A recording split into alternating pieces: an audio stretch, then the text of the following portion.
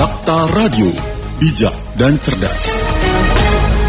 Rekan Dakta, pukul 8.10 waktu Indonesia Barat, Anda masih dapat bergabung bersama kami di 0815 11 107 107, follow dan mention di akun Twitter serta Instagram di @radiodakta. Dan rekan Dakta, kemarin kami menerima informasi ini terkait adanya sampah menumpuk kembali di wilayah Jatimulya. Dan kami akan segera mengetahui terkait dengan hal ini bersama Ketua Forum Masyarakat Peduli Kalijambe, Bapak Syadik Helmi. Dakta Radio, bijak dan cerdas. Assalamualaikum Pak Syadik. Waalaikumsalam warahmatullahi wabarakatuh. Ya, ini kembali lagi sampah menumpuk Pak ya di dekat crossing tol Jatimulya. Sudah berapa lama ini Pak? Padahal sebelumnya juga sudah diambil ya Pak?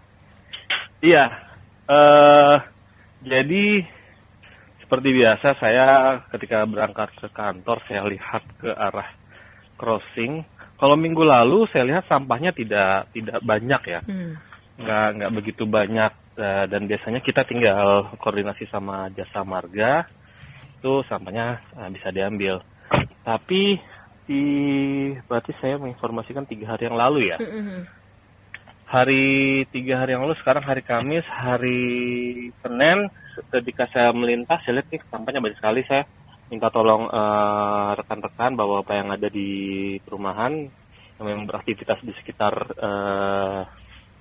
Lambang Sari Jatimulya, dan memang betul sampahnya sudah cukup banyak. Dan keesokan harinya saya karena ketika disampaikan ke warga pada bingung, ini apakah sampah tahun lalu atau sampah kapan? Karena memang tidak ada tanggal, tidak ada segala macam. Cuma saya yakinkan kepada warga ini memang sampah sekarang. Dan kemarin beberapa hari yang lalu setelah itu saya lihat kembali, saya videokan, kemudian saya pakai timestamp, jadi benar itu tanggal dan lokasinya, dan akhirnya kita angkat. Dan ini sangat miris sekali karena beberapa minggu sebelumnya seminggu sebelumnya itu tidak seperti itu. Memang sempat informasi dari warga Jumat dini hari minggu lalu itu sempat hujan. Nah, apakah karena hujan ini jadi sampahnya saya nggak tahu nih sampah dari mana. Yang pasti karena ini kan 1,8 km berbatasan dengan kota. Ya. Jadi kondisi crossing jaraknya hanya 1,8 km berbatasan dengan kota, di mana kabupaten sebelah kiri itu adalah perumahan yang tidak mungkin dia membuang sampah sebanyak itu, dan memang perumahan sendiri sudah ada pengelolaan sampahnya. Kemudian sebelah kanan memang ada perkampungan, tapi ada pun sampah-sampah yang ditumpuk di pinggiran sungai, walaupun kita sudah mengingatkan itu tidak banyak, tidak akan mungkin seperti itu. Tidak mungkin seperti itu. Berarti ada sesuatu yang masif yang datang dari atas nih. Ya bukannya menuduh ya, tetapi bisa saja nih datangnya dari luar Kabupaten Bekasi. Nah, itu yang kita sangat miris sekali. Memang sudah ada pembersihan, tapi tidak seperti ini. Ini pembersihan yang masif untuk kondisi seperti itu kita lakukan tahun lalu itu di bulan Agustus. Ya, untuk sampahnya didominasi apa ini Pak? Kalau Bapak lihat? Sampahnya sih masih sampah rumah tangga, ada styrofoam, ada plastik. Ada juga kayak bonggol batang pisang, ada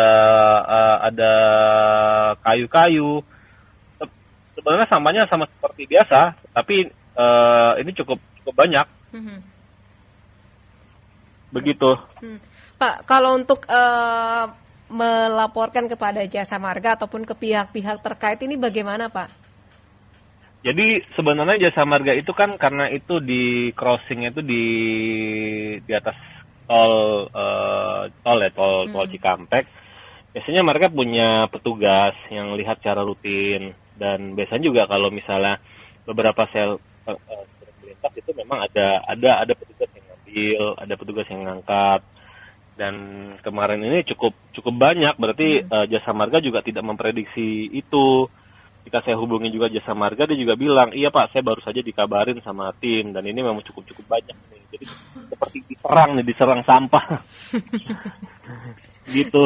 Iya, Pak, tapi kita kan tahu tidak mau menduga-menduga dari luar kabupaten atau bisa dari kabupaten itu sendiri, Pak? Ya, prediksi seperti itu. Karena tadi kalau kita lihat sebarannya 1,8 kilometer perbatasan dengan kota dan 1,8 kilometer sisi sebelah kirinya dari tol itu perumahan. Perumahan tidak membuang sampah sembarangan.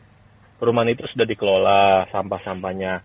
Sebelah kanannya itu memang pemukiman warga, tetapi pemukiman warga itu kampungan itu saya lihat itu tidak banyak. Hanya ada 1-2 tuh sampah yang menumpuk di pinggir dan itu tidak mungkin dalam waktu beberapa hari seperti itu jumlah sampahnya. Sehingga kan prediksi kita melebar lagi nih ke arah seberang. Yeah. Dan ini yang salah satunya juga bisa dilihat kali itu hitam. Dari mana datangnya warna hitam? Karena ada lindih yang bocor. Nah, lindih itu dari mana? Kalau bukan dari TPA. Yeah. Nah, TPA-nya mana saya nggak akan ngomong. Sudah bisa diketahui sendiri. Tapi Pak, kalau untuk meminta bantuan kepada DLH lagi bagaimana Pak? Ataupun dari pihak kelurahan? Ya, jadinya begitu. Jadi ketika itu kejadian ada sampah, ya saya laporkan ke Kepala Dinas DLH Kabupaten Bekasi. Saya laporkan ke Jasa Marga, saya laporkan ke camat dan segala macam. Sepertinya DLH juga sudah tahu, DLH Kabupaten. Cuman kan karena mereka terbatas dan mereka memang bukan tupoksinya itu di sungai.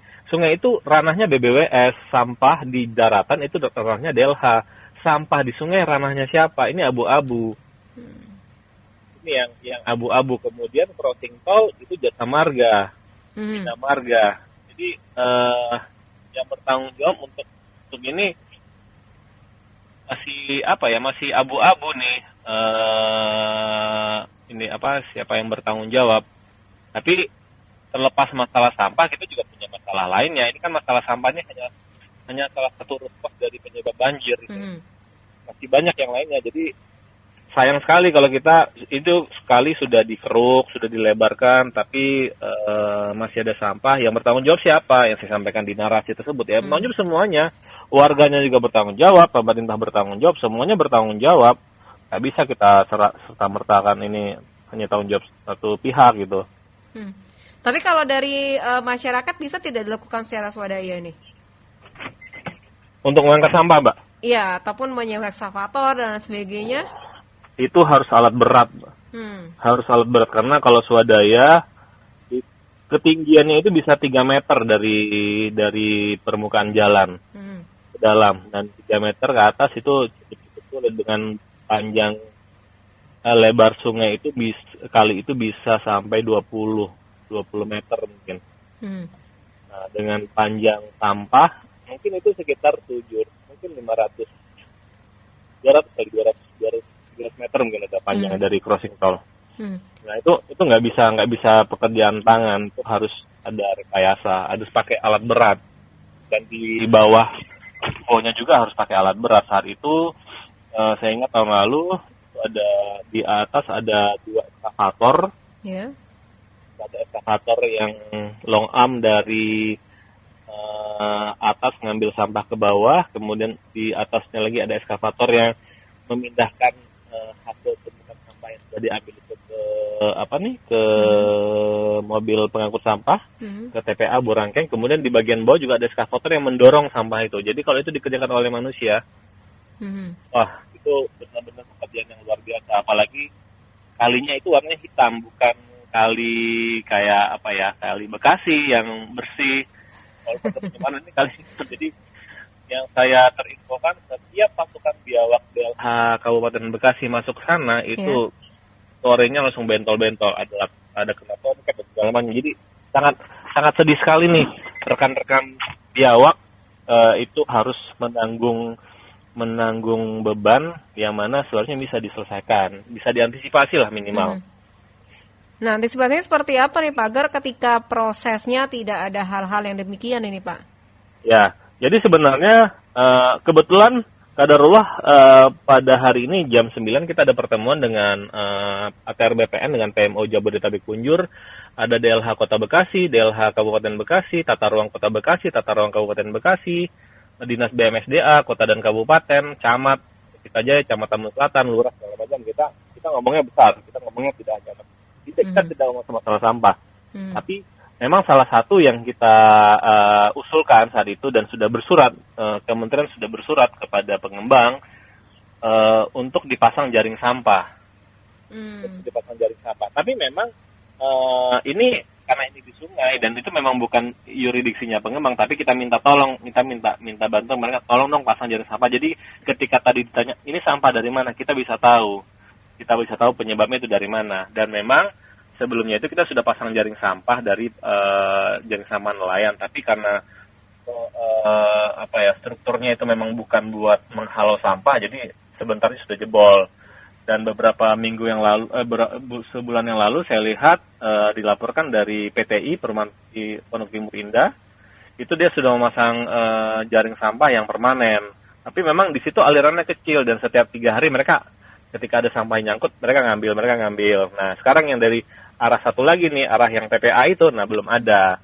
Nah itu harus dipasang menurut saya, meskipun ada mazhab yang menyatakan tidak bisa memasang jaring di aliran kali. Itu mazhabnya dari BBWS, PUPR. Karena itu tidak boleh? Karena itu akan menghambat sirkulasi air. Ketika itu terjadi bendungan, tidak jarang bisa menyebabkan banjir yang cepat di lokasi tersebut. Sementara kalau misalnya itu tidak dilakukan, seperti ini kejadiannya. Jadi apakah kita mau berkutat dengan teori atau kita mau aksi sekarang? Iya, baik. Tapi Pak kan bisa Pak dilakukan tanpa harus menginformasikan kepada BBWS, dan ini kan memakai jaring agar tidak meluap lagi dan air pun juga bisa bisa mengalir dengan lancar. Ini kan istilah yang darurat, Pak. Betul, itu yang mau kita lakukan. Dan ini kan kalau kita mapping, jadi di Januari kemarin kita sempat kedatangan teman-teman dari Sungai Watch dari Bali. Nah itu dia mau pasang, dia juga termasuk ketika kita kemarin susur sungai sama beliau, kemudian juga sempat heboh TPA ilegal CBL. Nah itu juga karena salah satu kegiatan kita tuh, cuman itu memang teman-teman Sungai Watch yang mengangkat 1,3 km ya di Kabupaten Bekasi. Lagi-lagi kenapa? Ya karena memang ini kompleks sekali, Burangkeng penuh, itu menjadi solusi sementara. Tapi sekarang kita bagaimana caranya menghalau sampah, dan salah satu yang mau kita lakukan adalah memasang 100 jaring sampah. Tapi ini memang karena tidak hanya memasang jaring, tapi operation maintenance-nya juga harus dilakukan. Kemudian juga yang kita harapkan itu adalah zero waste ke TPA. Jadi tidak ada sampah yang dibawa ke TPA. Cuma kan itu kan sesuatu yang besar dan perlu sponsor dan biaya yang besar. Tapi gimana sekarang caranya kita bisa pasang jaring sampah, itu yang kemarin dari PMO. Cuman balik lagi nih, pengembang karena merasa ini bukan tupoksinya, tidak ada di kontrak kerja mereka dengan pemerintah, jadi ya mereka tidak terlalu menggubris nih sampai detik ini. Jadi kemungkinan besar ya warga ada yang pasang nih. Meskipun tadi yang saya sampaikan mazhabnya itu berbeda, mazhabnya BBWS. Jadi sekarang mau gimana lagi nih? Kita mau berkutat ke teori, ke metodologi, teori ini itu, tapi atau kita mau aksi karena ini darurat kondisinya. Baik. Tapi pun kalau darurat, istilahnya ketika nanti BBWS datang, ini bisa dijelaskan dan sebagainya bahwa ini memang darurat. Dan apalagi kita tidak tahu, cuaca kan suka berubah ya Pak. Betul. Ya, kadang panas kadang hujan, takutnya kan banjir juga, masyarakat juga nanti akan rugi Pak. Iya, betul, karena memang sampah ini biasanya setelah hujan lebat, itu biasanya tuh banyak tuh sampah ngalir. Karena apa? Karena ada banyak sampah-sampah yang ditimbun di pinggiran bantaran kali. Jadi di bantaran kali pas musim kering sih nggak masalah, tapi itu juga udah salah. Bantaran kali itu nggak boleh ada aktivitas sama sekali.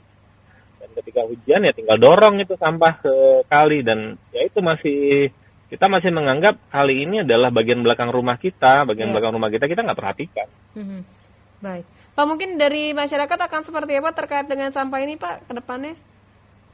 Ya ini rekan-rekan di Forum Peduli Kali Jambe juga sangat gerah ya terkait sampah ini, karena belum lagi mereka memikirkan masalah banjir, masalah drainase, masalah tidak ada pol segala macam, ini masih muncul lagi masalah sampah. Jadi kemungkinan besar sepertinya ini akan menggugah warga untuk beraksi, melakukan antisipasi secara darurat, memasang jaring sampah, dan saya yakin dan percaya insya Allah rekan-rekan juga bersedia untuk melakukan operasi pengangkatan sampah tadi ya disampaikan. BLH itu ranahnya di darat.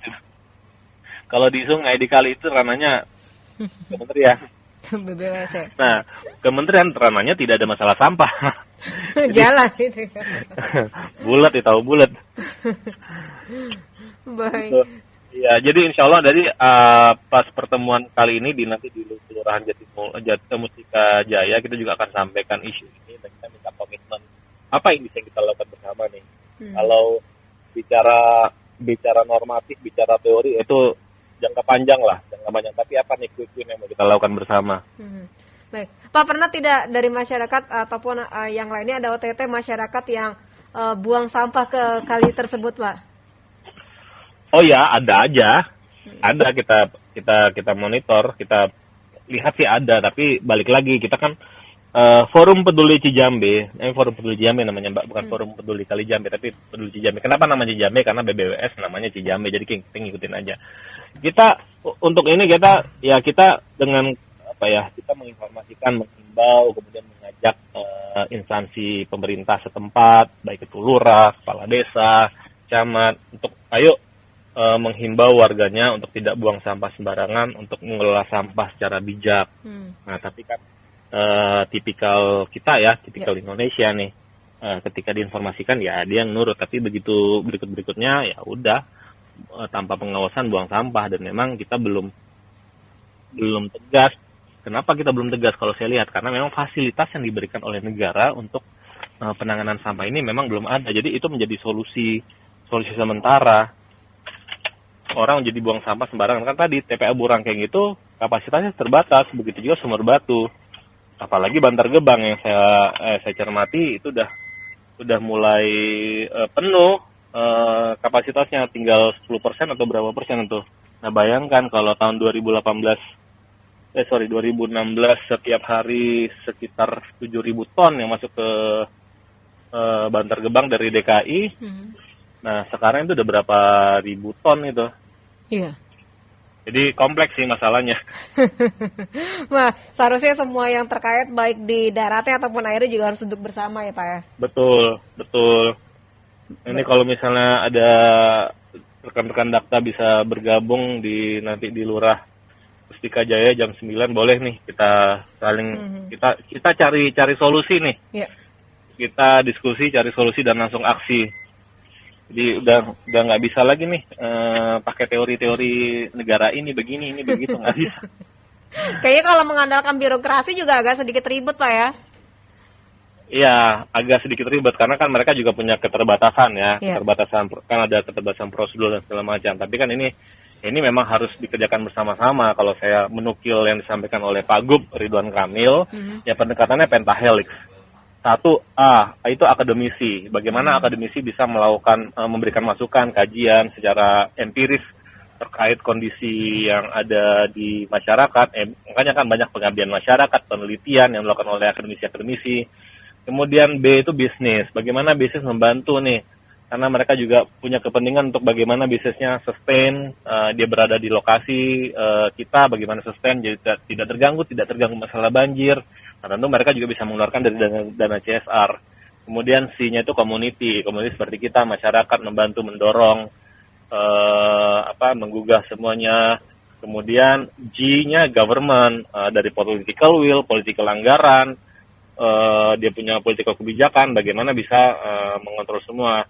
Dan yang terakhir nih, seperti Radio Dakta, yang pentahan saya adalah media, bagaimana media menyuarakan, mengawal, tidak hanya di ujung tapi mengawal prosesnya sehingga semua orang tahu. Nah, pentahelix ini kalau satu bagian 20%, kalau kita cuma satu bagian government aja, 20% nggak akan bisa ibaratnya tangan tuh cuma jempolnya doang, nggak akan bisa ngeraup masalah ya. Semuanya harus bergerak, 100% bergerak. Nah, itu yang mau kita dorong dari Forum Peduli Cijambe. Kita mau menggerakkan semuanya. Si jarinya ini difungsikan kembali. Jangan bertanggung tangan sama jempol atau government aja. Baik, Pak Syadik, terima kasih sudah berbincang bersama Dakta. Nanti kalau sudah ada proses lebih lanjutnya bisa kita on air, Pak ya? Ya, siap. Siap, baik. Terima kasih. Assalamualaikum warahmatullahi wabarakatuh. Waalaikumsalam warahmatullahi wabarakatuh. Dakta Radio, bijak dan cerdas. Rekan Dakta, demikian perbincangan kami bersama Ketua Forum Masyarakat Peduli Cijambe, Sadik Helmi.